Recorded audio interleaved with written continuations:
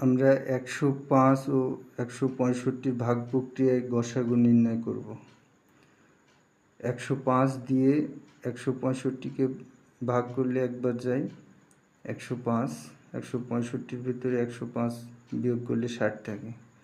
এখানে 105 এখানে ভাজ্যক ছিল, এখানে এসে ভাজ্য হয়ে যাবে, আর ভাজক এখানে 60 দিয়ে 105কে ভাগ করলে একবার যায় 60 হয়। 105-এর মধ্যে 60 বিয়োগ করলে 45 এখানে ভাজক, 60 ভাজ্য।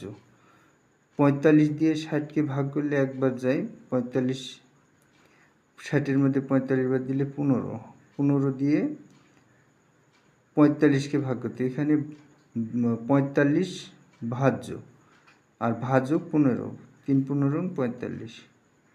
তাহলে অতএব নির্ণয় গসাগু